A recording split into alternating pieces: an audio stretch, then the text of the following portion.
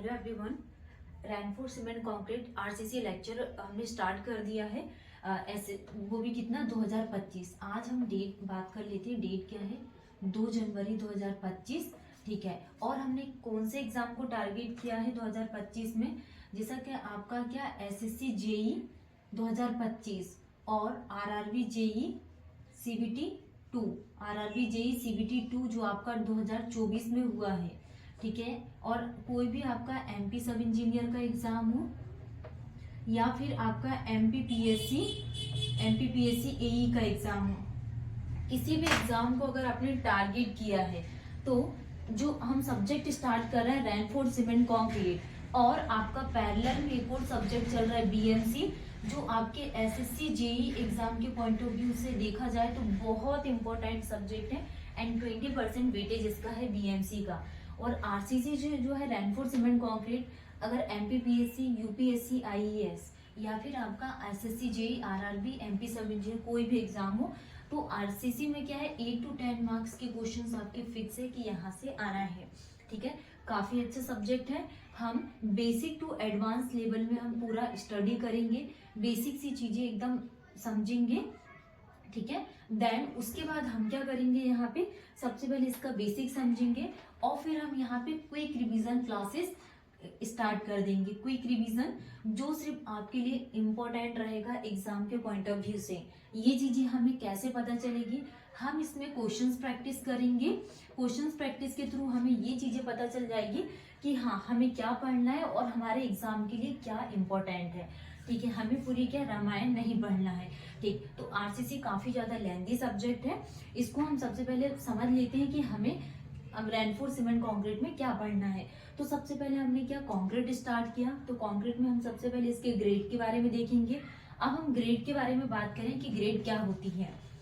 जैसा कि अगर हम यहाँ पे कंस्ट्रक्शन साइट पे कोई भी वर्क हो और इसमें हम जो प्रोपोर्शंस जो मटेरियल मिक्सचर्स हम जो रेडी करती हैं, जैसे कि सीमेंट हो गया, सैंड हो गया, ग्रेवल हो गया, तो ये इसमें हम क्या करेंगे 1:2:4 या फिर 1:3:4।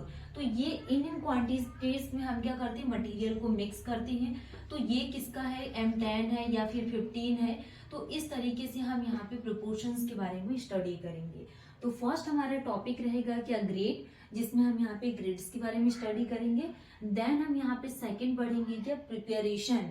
प्रिपरेशन में हम क्या स्टडी करेंगे, कुछ साइंटिस्ट हैं जिन्होंने अपनी अपनी थ्योरीज को बताया, जैसे कि अब्राहम स्लो के बारे में। अब्राहम साइंटिस्ट है। मिनिमम डेंसिटी मेथड्स क्या होती है, मैक्सिमम क्या होती है, फाइनेंस मॉडुलस क्या होता है। तो ये सारी चीजें हम किस में पढ़ेंगे, प्रिपरेशन में पढ़ने वाली हैं। नेक्स्ट हम बात करेंगे प्रोपोर्शंस के बारे में। तो प्रोपोर्शन क्या होता है, अगर हम यहाँ पे M10 का रेशियो यूज कर रहे हैं तो प्रोपोर्शन मतलब कि कितनी कितनी क्वांटिटीज में हम मटेरियल को यूज करेंगे, प्रोपोर्शन। नेक्स्ट हम बात करने वाले हैं बेचिंग। बेचिंग के लिए अगर हम बात करेंगे तो बेचिंग क्या होती है, दो टाइप से हम बेचिंग का यूज करते हैं। फर्स्ट हम वेट बेचिंग का यूज करेंगे, नेक्स्ट वॉल्यूम बेचिंग का यूज कर रहे हैं। तो ये दो टाइप से होता है, वेट एंड वॉल्यूम। नेक्स्ट हम यहाँ पे मिक्सिंग के लिए बात करें तो मिक्सिंग क्या होती है, नॉमिनल और डिजाइन। दो प्रकार की मिक्सिंग होती है, नॉमिनल और डिजाइन मिक्स। नेक्स्ट हम यहाँ पे ट्रांसपोर्टेशन के लिए बात करने वाली हैं, प्लेसिंग एंड कॉम्पैक्शन। तो ये चीजें हैं, ये हम क्या करेंगे प्रिपरेशन में पढ़ेंगे, प्रोपोर्शंस को, बेचिंग को, मिक्सिंग, ट्रांसपोर्टेशन, प्लेसिंग और कॉम्पैक्शन। ठीक है। नेक्स्ट हम यहाँ पे इसकी कुछ प्रॉपर्टीज है, प्रॉपर्टीज के बारे में स्टडी करेंगे कि जैसे कि प्रॉपर्टीज में strength, Young modulus for concrete, Poisson ratio, thermal expansion, shrinkage, creep, durability और परमिसिबल स्ट्रेस। तो ये सारे टॉपिक्स बहुत इंपॉर्टेंट है और यहाँ से क्वेश्चंस बनते ही हैं इन डिटेल्स में। कल से हम यहाँ पे स्टार्ट करेंगे। आज हम यहाँ पे थोड़ा सा आरसीसी का बेसिक देख लेते हैं। ठीक है। जैसे हमने यहाँ पे प्रीवियस क्लास में भी कंक्रीट के बारे में स्टडी किए थे कि कंक्रीट क्या होता है। तो कंक्रीट कैसा मिक्सचर है, कंक्रीट इज अ मिक्सचर है किसका, cement, sand and gravel. Cement, sand, gravel. और कंक्रीट कैसा मटेरियल है, हिट्रोजीनियस। हिट्रोजीनियस क्या है, मटेरियल है। ठीक है। हिट्रोजीनियस का मतलब क्या होगा, यहाँ पे डिफरेंट डिफरेंट क्वांटिटीज में हम मटेरियल को क्या कर रहे हैं, मिक्स कर रहे हैं। तो ये डेफिनेशंस क्या कहलाती है, इसको कंक्रीट बोला जाता है।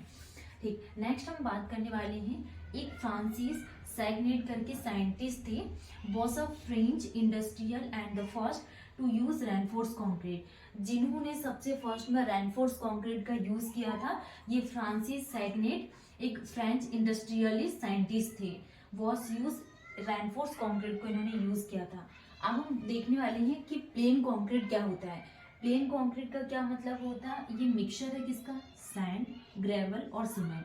जैसे हमने सीमेंट, सैंड और ग्रेवल तीनों का मिक्सचर क्या कहलाता है, ये प्लेन कंक्रीट। इसको क्या बोला जाता है, प्लेन कंक्रीट। ठीक है, आगे हम यहाँ पे इनके रेशियोज के बारे में भी बात करेंगे, and water resulting into solid mass.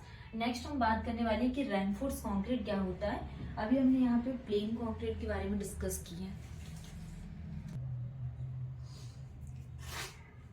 Next हम बात करने वाली है रेनफोर्स कंक्रीट में कंक्रीट विथ रेनफोर्समेंट।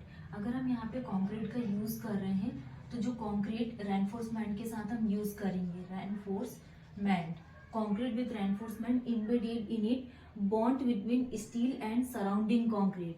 जो बॉन्ड बनेगा किसके बीच में, स्टील एंड कंक्रीट के बीच में, bond between concrete and steel, strength compatibility, large deflection. तो इसमें क्या होगा, स्ट्रेंथ क्या होगा, कॉम्पैटिबिलिटी होगी, और इसमें लार्ज जैसा कि हम यहाँ पे कंटिन्यू पढ़ाई देख रहे थे रेनफोर्स कंक्रीट के बारे में। रेनफोर्स कंक्रीट में हमने इसकी डेफिनेशंस देखा था कि concrete with reinforcement embedded in the bond between.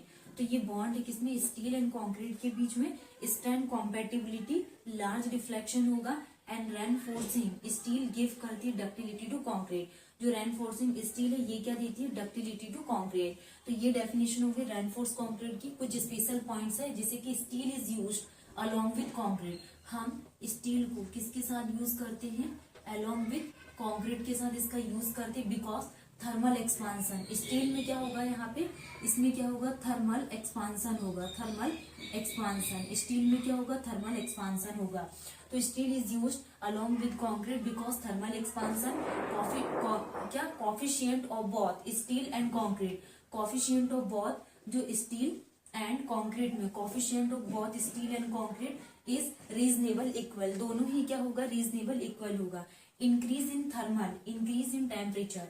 अगर टेम्परेचर इंक्रीज हो रहा है स्टील एंड कंक्रीट में, of steel and concrete with expand in same magnitude, और एक जैसे मैग्नीट्यूड में अगर ये एक्सपांड हो रहा है, जैसे कि 50% टेम्परेचर अगर इंक्रीज हो रहा है स्टील में, तो 50% ही टेम्परेचर इंक्रीज होगा किसमें, कंक्रीट में। तो increase in temperature of steel and concrete with expand in same magnitude, same magnitude में एक्सपांड करेगा, and thermal crack will not occur. तो जो थर्मल क्रेक होगा ये विल नॉट अकर करेगा। तो ये प्रोसेस कुछ स्पेशल पॉइंट है जो आपको ध्यान रखना है, जैसे कि steel is used along with concrete because thermal expansion coefficient of both steel and concrete is reasonable equal, and increase in temperature of both steel and concrete will expand in same magnitude and thermal crack will not occur। तो जो thermal crack होगा ये यहाँ पे क्या अकर नहीं करेगा। तो ये डेफिनेशंस हो गए रेनफोर्स कंक्रीट, और कुछ स्पेशल पॉइंट है। अब हम यहाँ पे स्टार्ट करेंगे प्रिपरेशन ऑफ कंक्रीट की, कंक्रीट की प्रोसेस क्या है। इससे पहले हम यहाँ पे क्या कंक्रीट के कुछ यूनिट्स है, थोड़ा उसको ध्यान में रख लेते, देन इसके बाद हम यहाँ से टॉपिक स्टार्ट करेंगे। नेक्स्ट हम बात करने वाले हैं मटेरियल और कुछ यूनिट वेट जो डायरेक्टली आपको ध्यान रहना चाहिए। जैसा कि अगर हम ब्रिक मशीनरी के लिए बात करें, brick machinery SONERY, brick machinery के लिए जनरली कितना यूनिट वेट लिया जाता है, 19 से 20 किलोन्यूटन पर क्यूबिक मीटर, किलोन्यूटन पर क्यूबिक मीटर। ये हो गया क्या, ब्रिक मशीनरी का यूनिट वेट है 19 से 20 किलोन्यूटन पर क्यूबिक मीटर। नेक्स्ट हम यहाँ पे प्लेन सीमेंट कंक्रीट के लिए बात करें, प्लेन सीमेंट कंक्रीट के लिए जनरली कितना यूनिट वेट हम लेते हैं, तो ये कितना आ जाएगा यहाँ पे 2400 किलोन्यूटन पर 2400 केजी पर क्यूबिक मीटर। 2400 केजी पर क्यूबिक मीटर क्या हो गया पीसीसी के लिए, प्लेन सीमेंट कंक्रीट के लिए। रेनफोर्स सीमेंट कंक्रीट के लिए अगर हम बात करें, रेनफोर्स सीमेंट कंक्रीट